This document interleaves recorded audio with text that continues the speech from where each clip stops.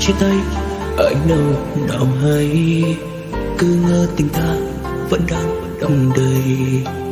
Vì sao em nỡ vội vàng buông tay, hứa mãi bên anh nhưng này đổi thay. Nhìn em lặng im rồi ngoảnh mặt làm ngơ, mọi thứ mơ phai như chưa bao giờ. Chẳng hiểu vì sao tim anh đau thắt lại, trả lời anh đi, anh đã làm gì sai. Ngày em bước quay lưng xa đi, anh chẳng thể nào biết nói câu chi, đành lặng im kìm nén nỗi đau xương ngăn dòng lệ rơi khóe mi. Tình yêu anh vẫn chưa đủ lớn nên chẳng thể giữ em lại, tại vì anh em đã đổi thay.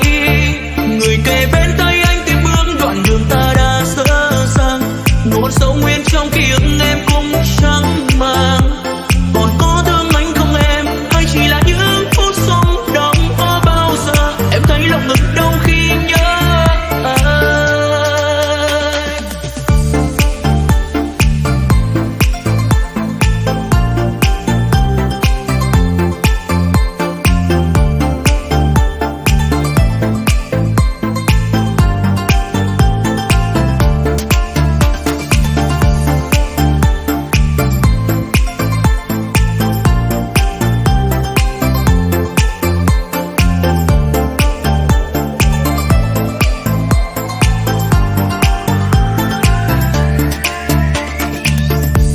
Lặng im rồi ngoảnh mặt làm ngơ, mọi thứ mơ phai như chưa từng có.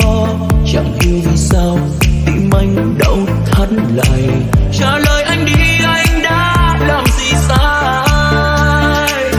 Ngày em bước quay lưng xa đi, anh chẳng thể nào biết nói câu chi, đành lặng im kìm nén nỗi đau chưa ngăn dòng lệ rơi khóe mi.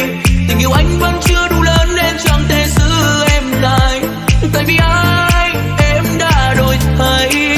Người kề bên tay anh tiếp bước đoạn đường ta đã dở dang, nỗi sâu